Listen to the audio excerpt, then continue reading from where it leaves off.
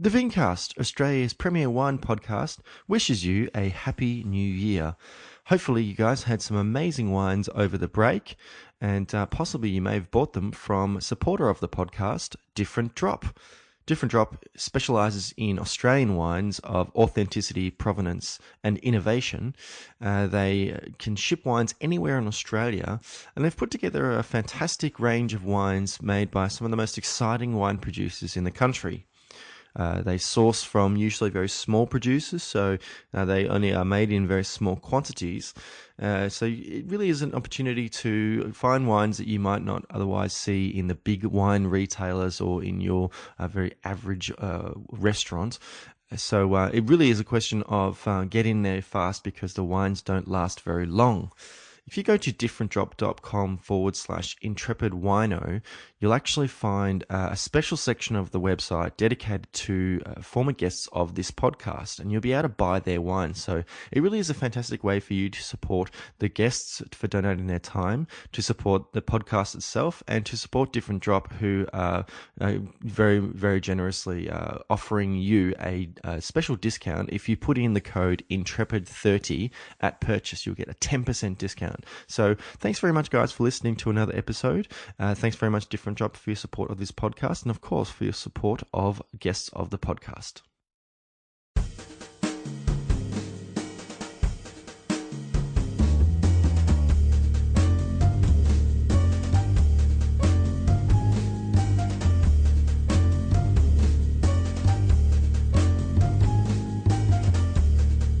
On episode 77 of the Vincast, I chat with Jamie Goode, one of the most important wine bloggers in the world, and the author of The Science of Wine and Authentic Wine Toward Natural and Sustainable Winemaking.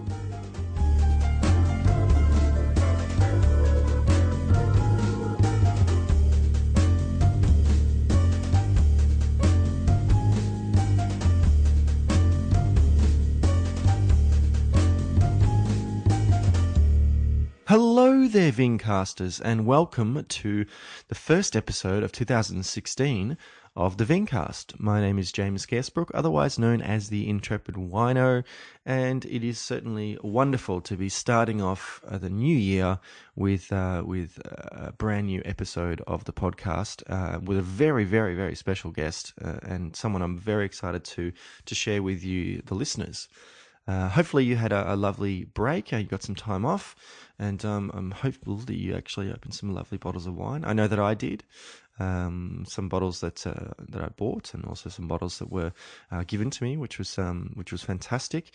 And please do share with me some of the bottles that you opened that made an impact on you over the Christmas break.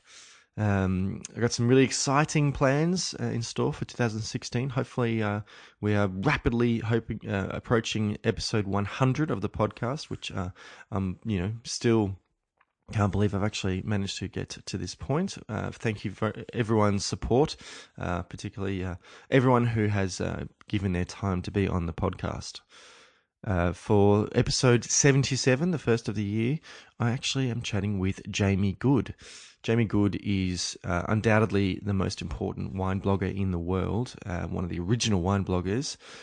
He also is, of course, a journalist and writer. He's written a number of books about wine. He is a regular contributor in print media and was recently in Australia for the Rootstock Festival in Sydney and got the opportunity to visit some other producers whilst he was here. And so I spoke with him via Skype.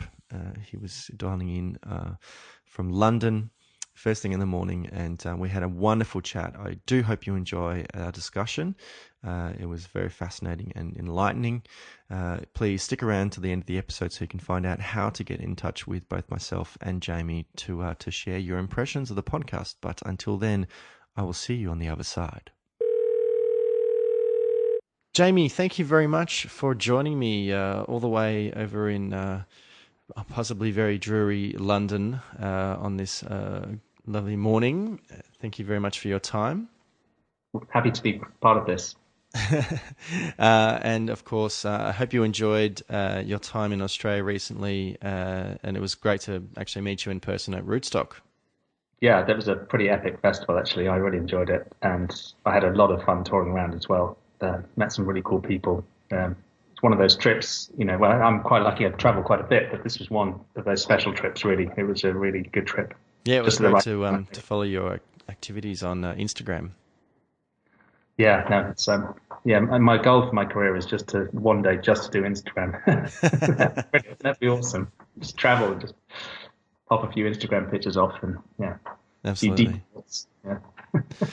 Well, usually I start every episode by asking my guest if they can remember the first interaction with wine that actually made them think about wine in a different way, that possibly set them on the path of pursuing a career or dedicating themselves to wine.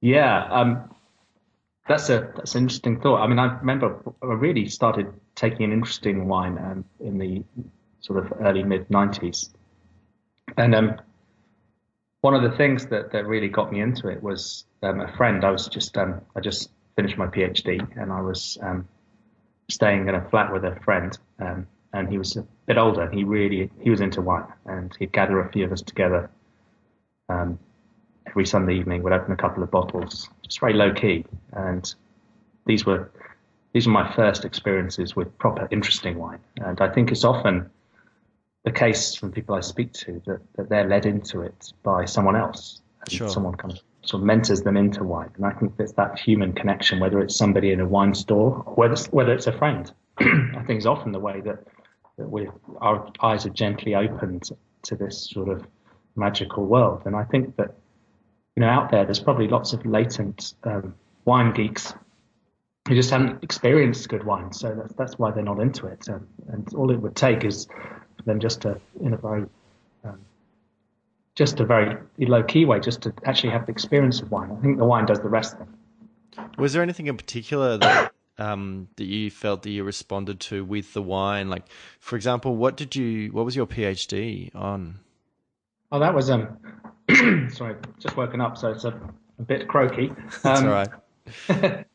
the That was some plant biology. It's nothing to do with wine at all. It was just a kind of nerdy, geeky project that I found quite fun and kept me out of trouble for 3 years. Yeah, there was no link there with the wine. Was it something? Was that something that kind of played into your interest in wine later on, as you kind of learnt more about wine and started thinking about the vine as a plant and your studies, that kind of thing? Well, I think that, I mean, I worked for 15 years as a science editor, so I was dealing with science and concepts around science and a particular way of thinking that the scientific community has. It's not the only way of explaining the world around us, but it's an interesting way. And I Sure. think science for me was a nice grounding in really being curious about things and a certain way of addressing subjects. And so for wine, the science behind wine, and there's plenty of it, Yeah. um, has been something that's always interested me. And just asking questions. And I think when you immersed in a scientific community, one of the things you realize fairly quickly is that is the lack of certainty. Um, so scientists in a particular field, we used to have these scientific meetings and they'd gather together and share their ideas and discuss their work. And pretty soon you realize that these are all very smart people. They're all using science as a tool and they're kind of debating quite a bit the sorts of conclusions that they're drawing from the data that they've got. And so what that showed me was that the scientists, it's not just like this is the truth. It's not binary. It's not dualistic. And in fact, there's lots of different ways of looking at the problem. When it comes to wine, I think it's very interesting that a lot of the contentious topics in the world of wine are only contentious because people are locked in this dualistic way of thinking. Sure. And they're locked in a sort of, this is the truth, this is false, this is truth, this is false. And I think um, I love coming to wine and saying, just seeing the different perspectives that people have and not kind of joining the trench warfare that sometimes exists. I mean, a great example of this was the whole screw cap cork debate that ignited I guess, about 15 years ago. Yeah. And particularly in Australia and New Zealand, it was very contentious. If you traveled to Australia 10 years ago and said you thought cork was actually quite interesting and it's a closure that has properties that can sometimes make the wine taste better, you'd probably be lynched. But but now I think there's a more mature understanding that different closures suit different wines better. And I'm no cork defender. I think cork taint's such a complete disaster. But I don't think the automatic response is to say, well, the only closure that can ever work is a screw cap with a tin sarin lining. Sure. So it's those sorts of issues I think are quite interesting. And obviously the big issue now at the moment is I'm fascinated by the whole natural wine movement. And I think some of the wines I taste are breathtaking and wonderful. But you go to the wine scientists and they say, well, it's impossible to make wine like that. They'll all be faulty. And clearly they're not. Yeah. That's a very subjective thing, I think. Yeah. In terms of that kind of that scientific aspect of I guess accepting what you don't know, I kind of came to that conclusion relatively early on in my wine interest and wine career, was that you get to a point where you realize there's so much to know about wine that it's virtually impossible to know everything about it. And of course, because wine is always changing, it's impossible to actually stay on top of absolutely everything. I think, Jancis Robinson said years ago that same thing. And I think when people accept that fact, it can actually be very liberating. Yeah, absolutely. I think that if you do these sort of very high-end wine exams, sometimes you think that it's your duty to know everything and that it's actually feasible or possible, and it really isn't. And if you're liberated from that quest of being the expert, and suddenly you take on the mantle of the adventurer, then suddenly I think that changes your perspective in a very healthy way. And I think the person actually who seeks to know as much as possible possibly misses out on the joy of being surprised or finding out something new. It's almost like they're seeking out the opportunity to say, "Oh yeah, that just proves my theory." Yeah, no, that's true. I think that we're on this journey and we're all exploring, and the key thing I say to myself every day. Well, I say lots of things to myself every day, but one of them is stop being a dick. Good. Apart from that, I say let's be humble in the face of wine. It's something we can't that we can't really understand completely. Yep. That's cool. We'll just be humble in the face of it, explore it, and make some discoveries. And I think wine writing has suffered a bit from the desire for critics to try every wine. They go to a region and they want to try all the wines, visit all the producers, or maybe even just taste all the wines in a big lineup blind. And that's not the way you understand wine. No. And I think we need to move away from that into more writing where people start telling more stories and say, well, look, I found some really cool things. You're not saying I know which are the best wines in the world. You're saying I just found some cool things, so you might enjoy them as well. Sure. And here's why, but you might disagree with me, and that's okay too. Yeah, and it's your own personal brand as a writer. The sorts of things you like and you recommend and you encourage other people to try. That's your branding, really. And that's the liberating thing as well. I know it's useful to have all these reviews, but it's gone a bit bonkers, especially in Australia with all those scores. It's like you can make a mediocre table wine and score 93 points for it now. It's if you make anything half decent, it's 95, 96, 97. So there's not many points left now. No. So those are initial interactions you had with wine that kind of got you a lot more interested in it. When you were being introduced to these wines, what was the sort of the context? Was that kind of playing into why you particularly enjoyed tasting and drinking wines and discussing wines, in a slightly more nerdy way?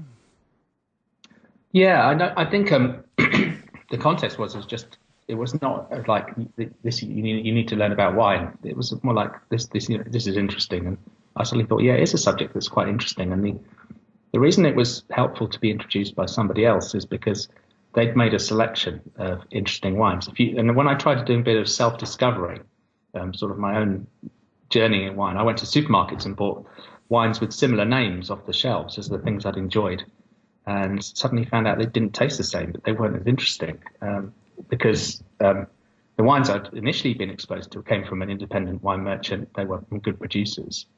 And so I suddenly got this slightly disillusioning realization that just because a wine's got the name of a place on the front of it doesn't mean it's going to taste of that place. Sure. And that most of the wines in the supermarkets really weren't that interesting. They kind of had the right names on the front, but they just didn't have the right flavors. So that was a big moment, I think, discovering that actually it's the producer that matters. And was it not necessarily a question of quality, but also that you kind of had an expectation about a wine from a certain place or a wine made from a certain variety? You know, that it tasted different, and that kind of confused you a little bit. Yeah, and I think it's the thing that with wine, you get this when you first start out in wine, you find things you like, you really like, but you don't know why you really like them, and Sure. trying to replicate that experience is really difficult.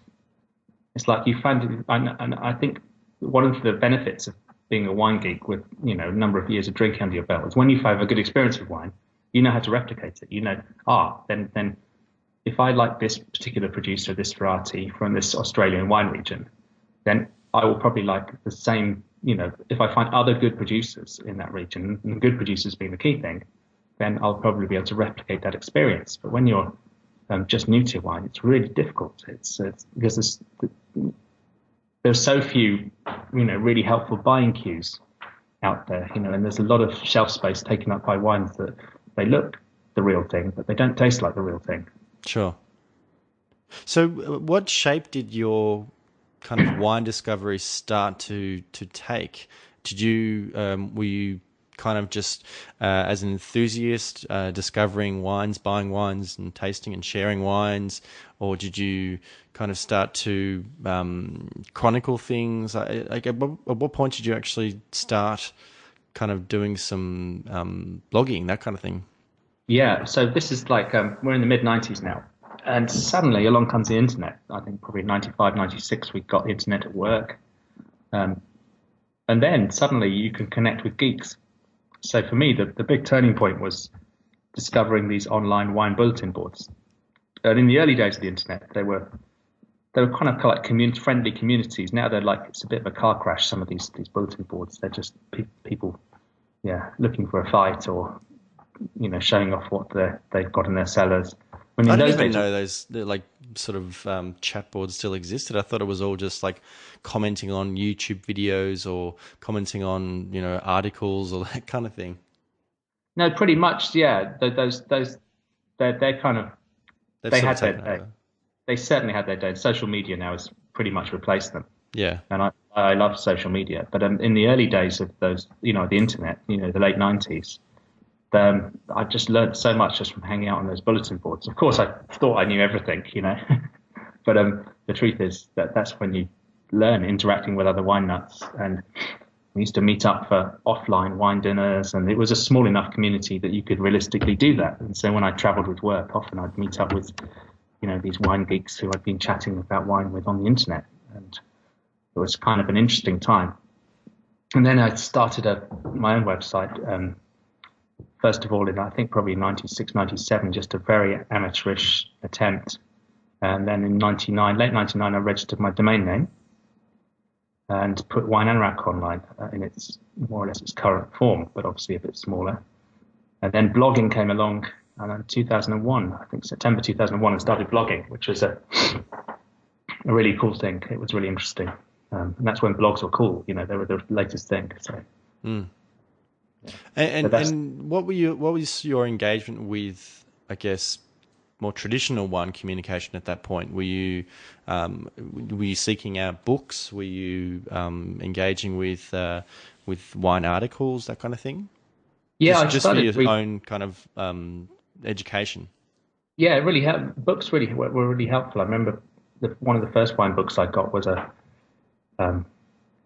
guide to wine from Oz Clarke, and the Australian section was written by James Halliday. And as someone new to wine, I found both of them used to write in a beautifully accessible way. They still do, of course, but at the time it was that was really helpful, and especially I think Australian wine was the way I got into wine because it was just so accessible, At the time in the UK, we were we were really getting into Australian wine.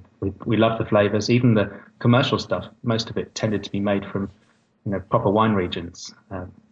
So the wines were really good. They were really accessible. They were affordable, and you could understand, the concept. And so for me, that was the entry point. And I found so I always had a keen interest in Australian wine. My first ever visit was to wine country was the Barossa Valley in March 2006. So that was my first experience of going to wine regions and visiting cellars. That's pretty extraordinary, considering your accessibility to, much more traditional wine producing countries in Europe.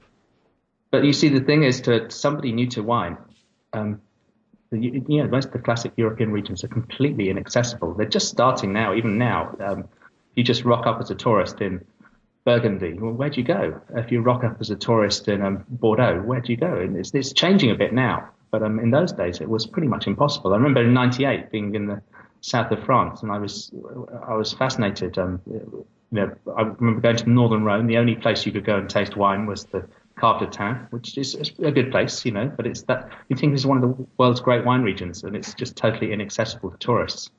And then going down to Châteauneuf-du-Pape and finding it absolutely impossible to have a cellar door experience. Yes, of course. Tours, if you booked in advance and you wrote a letter in French and introduced yourself, you could make an appointment as an amateur. But it really wasn't accessible at all. And I suppose you at that point didn't sort of have any ins with the trade or with importers, that kind of thing. No, I was just on holiday, and I was interested in wine, but I had no professional connections. So places like California, I remember going to California in 1998 as well, and that was so accessible. It was amazing. And going to Australia was fabulous, and even South Africa when we went there and with the kids, that was, you could just rock up and go and visit good producers. So that makes a big difference, I think. So you're writing initially with Wine Anorak and with the blog. What sort of writing were you kind of going for? Were you looking to share tasting notes, or were you wanting to share just your personal experiences, or were you hoping to introduce an audience to a story that they might be interested in? No, I wasn't as sophisticated as that. I was more or less sharing tasting notes and writing opinion pieces and just generally busking. I didn't know what I was doing at all, but I think that nobody really did in the end. It was like a gold rush, a land grab. No rules. It was like no rules. You go in there and there's lots of you state your claim and defend it, and the internet was just not taken seriously at all. It was just like you were kind of a computer scientist, geek, if you had an internet site. So really, fairly soon on, I realized that if I fancied myself as a wine writer, I'd have to start trying to get into print. Sure. So I got my first print commissions in 2002. I was just I wasn't well known, but I'd become known a little bit as the sort of wine internet guy in the UK. And there were a few of us, so just a handful of us doing it. And so I approached editors and said, "Now, can I write for you?" And one or two of them said, "Oh yeah, okay, I'll give you a go." And that was really great, And so I've always had this approach where I do this stuff on the internet, but I focus on print as well, because even now print is taken much more seriously than anything that's on a website. Yeah, which is. I think that online communication is sort of ebbs and flows and stalls sometimes, and it shows promise, and then suddenly it kind of bottoms out a little bit. Yeah, I think the challenge is for many people is to make money out of what they do on the internet. Absolutely, yeah. And people are, I've always taken the long game approach, which is you give your stuff away on the internet, make some money from advertising, but the main thing is that it's like your calling card. You build your reputation, and you get in touch with your tribe. Sure. People who think a similar way to you, who like what you write. And once you've got that sort of basis, then other stuff comes on the back of that. So that's always been my approach. Do you find it sort of third party endorsement is very helpful. Like if another wine communicator or if other people involved in the wine business kind of are redirecting what audience they may have towards you, do you think that is a huge boost to your, growing your own audience and your own reputation? Yeah, I think it can be really helpful. Yeah, I think the main thing is to be part of a community and to be taking part.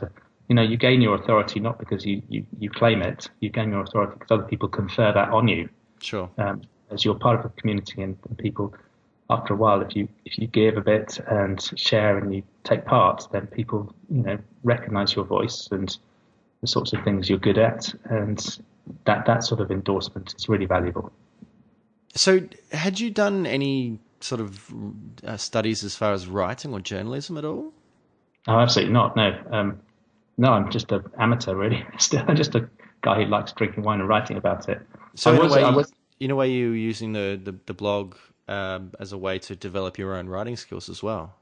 Absolutely, yeah. If you go back through history, you can see a development for sure. I mean, I was lucky. I was working with words. I was a science editor.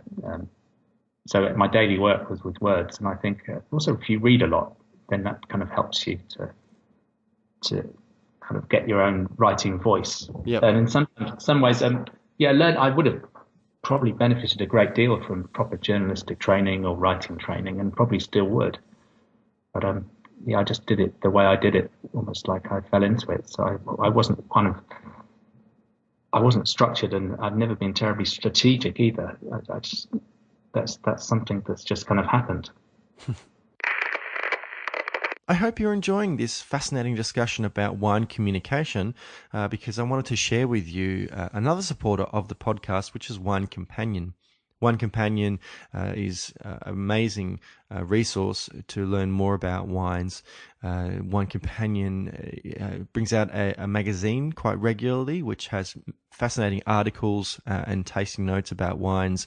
There's also a really amazing resource on the website, a back catalogue of tasting notes and scores, and also information, very important information about wineries around Australia, which you may want because you may be visiting wineries this summer. Also, Wine Companion, of course, is the annual guide by James Halliday, which does chronicle, I guess, or catalogues the wines of the year with tasting notes and ratings. And they have awards, and it's a fantastic way for you to stay in touch with wines being made in Australia. But as a special treat for listeners of this podcast, if you go to winecompanion.com.au and you are interested in any subscription package, if you put in the code Intrepid30 at purchase, then Wine Companion will give you a 30% discount. So it's a fantastic way for you to engage with more wine communication like this podcast, and it's a great way for you to support the podcast as well by putting that code in. So thank you very much for your support, Wine Companion. So initially, it sounds like the writing was really just a way for you to share your own experiences as you learned yourself. And I guess for whoever was reading to kind of follow you on that journey, and they could sort of discover and learn as well. Yeah, that's a good way of putting it. Yeah, that's more or less the way it's happened. It's quite organic, but it's really describing my progress on a journey, which is obviously still continuing. So it's something that I think the thing with something like a blog, it's an informal communication medium, and it can be quite a personal one. And I think if you have a personal voice and you share your own journey, the fewer the filters between you and the reader. I think the more it's just like recording. If you go into a recording studio, it's very easy to add extra tracks and to layer and to add effects and to bring in sophisticated arrangements. Sometimes the most powerful form of musical communication is a raw one, with less. And so I think that's the way it is with writing. Sometimes you can layer it too much, you can finesse it too much. Is a finessing a verb? I don't know. You can really make too much of it, when sometimes that direct rawness of feeling like you're sitting next to somebody and having a conversation, I think, can be lost. And sometimes it's good to kind of keep that. That sounds very eerily similar to wine as well. Yeah, I think that's true. It's you can lose the connection with place quite easily. So at a certain point, I guess you kind of evolve into more of a kind of an authority, I guess, or like you kind of people came to you because Mm. you were perceived to have, a very good understanding about, sense of place and wines that sort of spoke with a little bit more authenticity, I guess. Where did the sort of the journey then take you?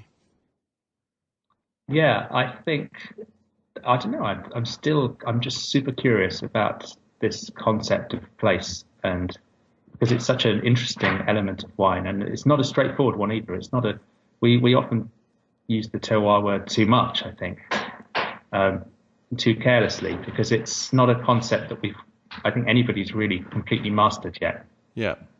So this is still an area that fascinates me. And what does it mean in terms of flavor profile to have a sense of place in the wine? How do you connect a liquid with a place? And um, that's something I think is that I'm still trying to grapple with. At a certain point, you kind of gravitated more towards, I guess, the less is more wines or the lower intervention wines. Did you start to get more of not really a reputation, but people kind of started to think of you in that slightly different way, less in that very classic, very conventional kind of wine assessment and then wine communication? Yeah, I noticed that you skillfully avoided using the term natural there, which I think is kind of helpful because I think that, yeah, I kind of I've kind of been associated with natural wine, but I'm not like a signed up believer in the sense that I don't follow. I do ask questions that sometimes are uncomfortable questions in that sort of community. I'm not, unquestioning. Um, I'm fascinated by the lower intervention wines, and mainly because it's just through, there's lots of wines that you'd call conventional that I love. I've had some really cool flavor experiences with wines that are made by people who would say they're more, naturally inclined, and that's what's led me in that way because it's all about the wine. It's all about the whether the wine is interesting. I guess I'm less process focused and more results focused. So it's not necessarily the first question I ask is, what's your total sulfur dioxide level in this wine? And how much sulfur dioxide did you add? They're not my first questions. My first question is this an interesting wine? Does it say something interesting about where it's come from? Is it delicious? Is it complex? I think that's for me the crucial issue. And so that's invariably led me to hang out with people who are working more naturally because they just seem to make very interesting wines. Yeah. I do sometimes struggle myself with that kind of, in the same way that I guess in the scientific world, there's the perception it's all sort of black and white, and there is no kind of this area in between where we sort of just don't know.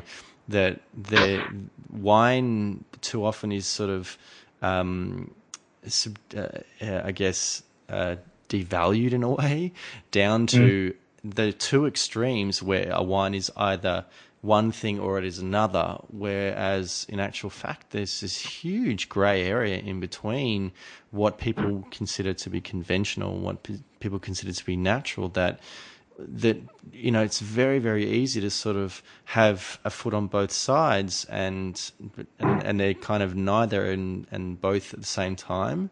And I saw the piece that you put onto the site recently in sort of something you were thinking about post rootstock about that, and I think that it's a hope, I guess, at a certain point that people possibly start to relax a little bit more.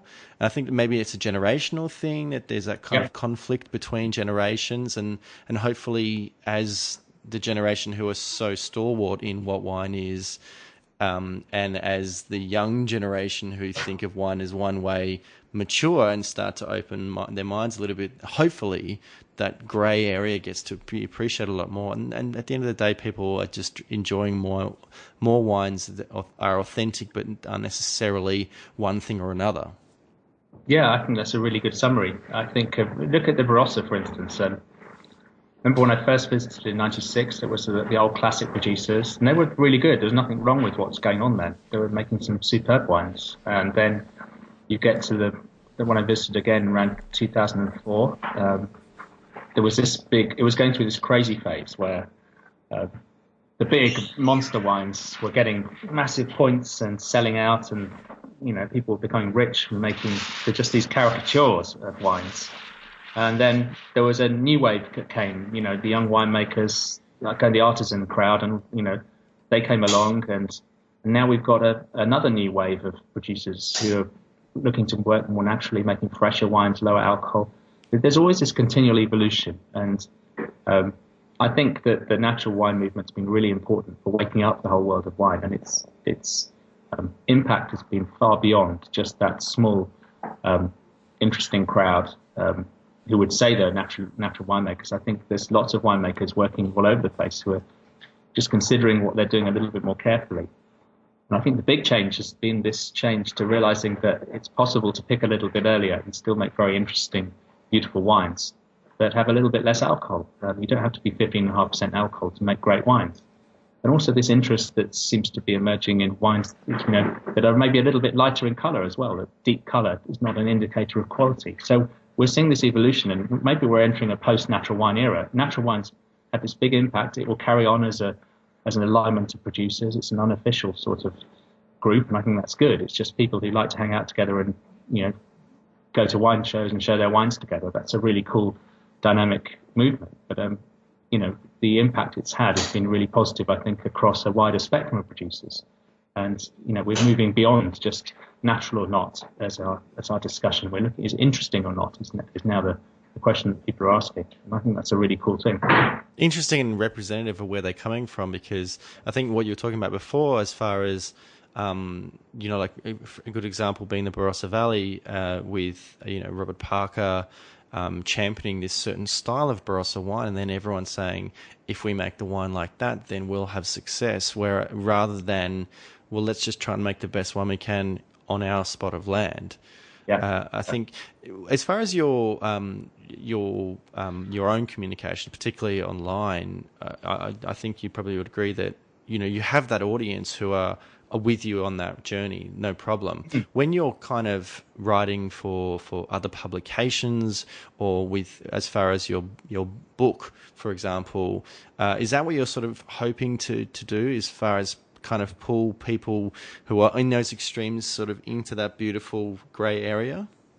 I think so. I think I just want to take people on. I don't like this. I'd like kind of being the in between sort of dude who's got a foot in both camps and trying to be friends with both camps. It's like being at school. It's like you're friends with the nerds and you're also friends with the cool guys, but you don't really fit into either camp completely. You're an in-betweener, and if you can help people kind of understand the other person's position better and think more critically and less dualistically, then that's a positive contribution, I think. Yeah. At what point did you start to get invited to come and, for example, speak at wine events, or come and visit wine regions or wine producing countries? Yeah, good question. I think a lot of my early trips were sort of like I just happened to be working in a particular place, so I got support. I didn't ask for much, just wanted a few appointments, set up. I mean, for instance, with when I visited Australia the first few times, I was happened to get there because I was working in Singapore, just extended my ticket, and that sort of, so it was. But I think the press trips really started coming in about 2005 when I got a newspaper column. Then suddenly everyone gets very excited. If you get a national newspaper column, everyone suddenly invites you everywhere. So I think that was when I started taking press trips, getting invited out, and it kind of grew from there. So it's a slow thing. I was, for a long time, I was working full time and doing wine and around the edges, and that carried on until 2008. So It's only since 2008 that I've been fully freelance. And did you find really interesting kind of going from having your own trip and organizing your own itinerary and sort of, I guess, not to sound too awful, but like from being kind of no one to being someone and being put onto the, this itinerary and being shown to all these amazing places? Was it a bit of a shock? I think it still is a bit of a shock because I always find I'm just acutely conscious that people it's an incredibly generous thing for people to have you come visit and to open up bottles and to tell you their story. It's a real privilege, I think, as a journalist to be in that position where people are willing to share their work with you, and I think you have to respect that a great deal. So I still find it fascinating and a bit humbling that I do get treated like somebody who's reasonably worth having to visit. It's kind of unusual.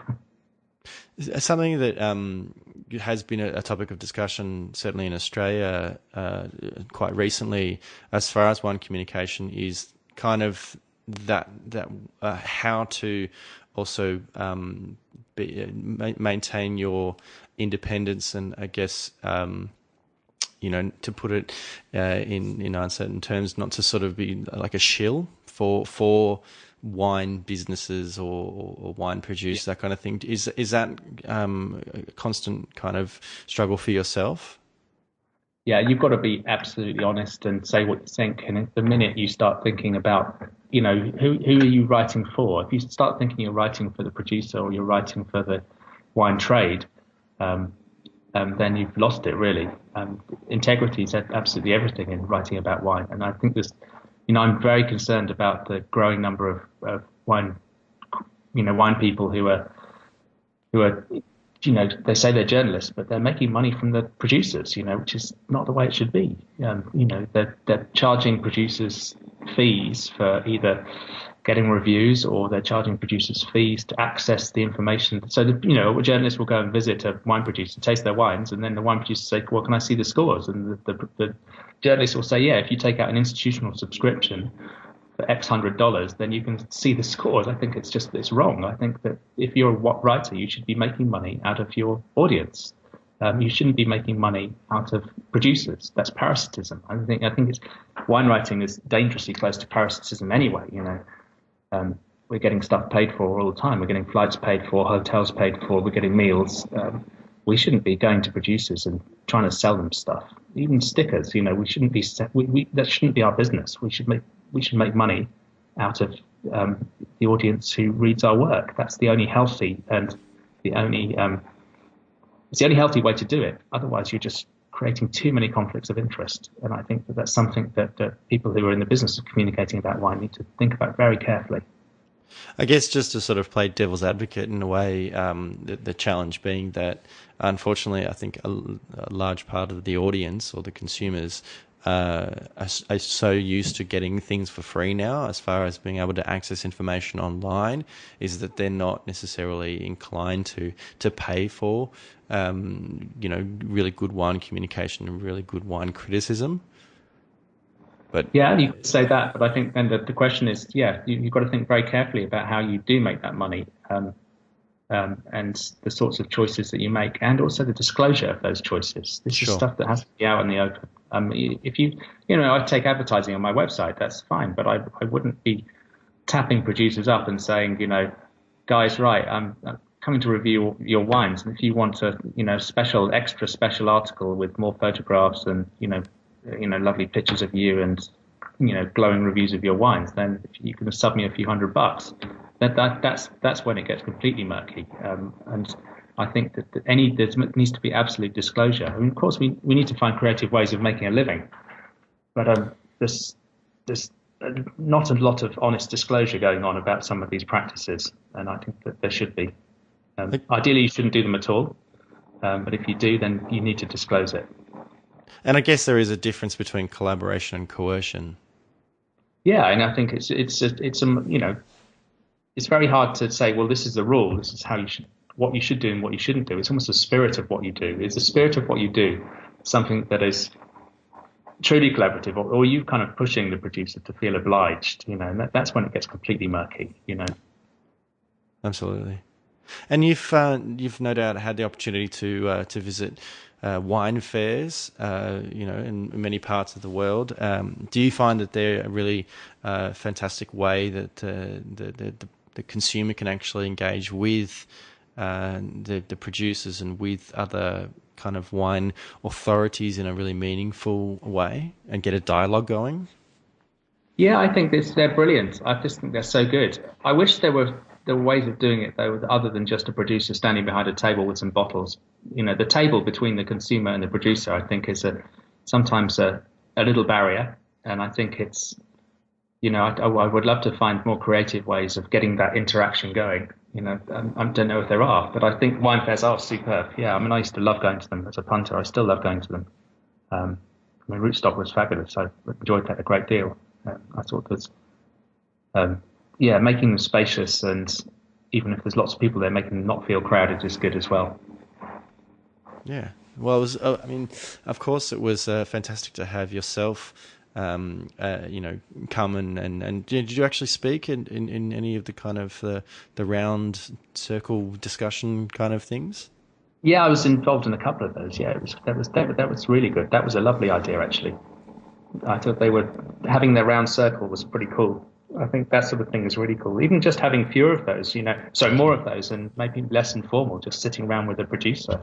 Sure. Would be a thing to do. Maybe you could have 5 going on. Say this producer will be pouring their wines in that sort of, maybe with 10 chairs in a circle. Then you come and, this time you come and sit down, and if you want to have a conversation together about the wine, that would be super cool, I think.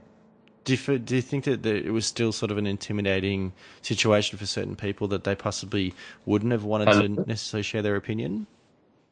Yeah, and of course, it's not for everyone. I mean, some people would find that intimidating. But I think there's a lot of people who just, even if they're just sitting involved in a conversation without saying anything, it's that inclusion. Yeah. And the idea of sitting in a circle is just such an inclusive thing. And I love that idea. And so it's a really creative idea.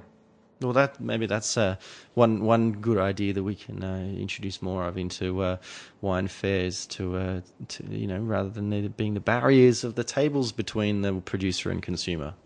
Yeah, even just to have 15-minute sessions, even if they're free, just 15-minute sessions. To say this producer's here at this time, this producer's here at this time, this producer's here at this time, and just I guess a lot of it's about having the space to do that in. But if you can find the space, even if it's just gathering a few chairs in the food areas or something, and just getting people to come and sit down, and even if people stand around as well, that's a nice, cool idea, I think, as well. You could have winemakers walking around, or wine growers walking around, and the wine grower, well, she could be carrying a bottle of wine with her, and there could be a sort of like a badge or something saying, come and talk to me and taste the wines. And you could maybe gather small groups of 10 people or so, around, and just a little conversation about maybe just one wine. I think that sort of thing would be super cool, More conversation starters, I think. Yeah. I think you need to have something to talk around, what's the theme, what's the idea. A conch. Well, yes. I'm just interested, apart from your own writing and as far as the social media and stuff like that, people could follow you. But have you got anything else coming up that you'd like to share with the Vincast listeners? No, I've got a book that I'm working on at the moment, which it's been one of the most interesting projects I've got involved with. It's called I Taste Red. It's about the flavour of wine, and it's looking at flavour more generally and the perception more generally, using wine as sort of lens to get in on that issue. And it's been a really interesting thinking about the way we perceive the world around us and the way we experience the world. So that's my current project, which is almost near completion, but it won't be out for a few months. But it's something that I'm really into at the moment. Wow, that sounds awesome. Well, thank you very much, Jamie. I really do appreciate you giving me some of your time and for getting up early to be on the Vincast. As far as people following you online, on social media, that kind of thing, would you like to share your addresses and social media accounts? Oh, absolutely. So Twitter, it's just Jamie Goode. JamieGoode. On Instagram, Jamie Goode was taken, so it's Dr. Jamie Goode, DrJamieGoode. So that's the place to start, really. And I'd love to be friends on Facebook, but they have a limit of 5,000 friends. So I kind of like occasionally I purge and make some new slots, and but it's Facebook's a problematic one because having a page is ridiculous because you have to pay basically for people to see your posts, and that's not my sort of thing. So that's my social media. Yeah. Well, there you go. And Wine Anorak is the website? Yeah. Website wineanorak.com. Fantastic. Well, thank you again. Looking forward to hopefully somewhere in the world bumping into you again. Yeah. And obviously it was great to have you in Australia recently. Yeah, no, I'm back in July actually. Oh, there you go. Yeah, fantastic. So, well, thanks again, and I'll speak to you soon. Great. Nice one. Thanks very much. And thank you guys for listening to the first episode of the Vincast for 2016. I have been James Scaresbrook, otherwise known as the Intrepid Wino. And as always, you can follow myself on social media. On Twitter and Instagram, I am at Intrepid Wino, and the Vincast is at the Vincast on Twitter. If you go to facebook.com/Intrepid Wino, you'll find my Facebook page, which I'd appreciate you liking it. You can find links and lots of photos that I've shared on there. If you go to the YouTube channel Intrepid Wino, one word, you'll find some videos that I've posted. Mostly they are my Let's Taste videos where I just open a bottle of wine and share my impressions of them. If you subscribe to the channel, that'd be fantastic. And please like some videos and leave some comments as well. Of course, as always, I would really appreciate you subscribing to the Vincast. You can do that in a myriad of ways. iTunes, for example, or the Podcasts app if you have an iPhone. And if you do subscribe, it means that you get the episode as soon as it becomes available. And if you could please spare a few minutes of your time just to leave me a rating and a review, because it's a fantastic way to provide feedback, not just to myself, but also to potential listeners and also potential guests of the podcast, so that they know that I have an engaged audience. All that information, of course, is available at intrepidwino.com, my website, every episode of the podcast, all those videos, and lots of different writings that I've done in the past. So please get in contact with me at thevincast@gmail.com if you would like to just provide some feedback or suggest some guests you'd like to have on the podcast, or if you'd just like to say hello. I look forward to sharing with you many more episodes of the Vincast for the new year. I'm looking forward to having you back, and I'll see you next time. Until then, bye.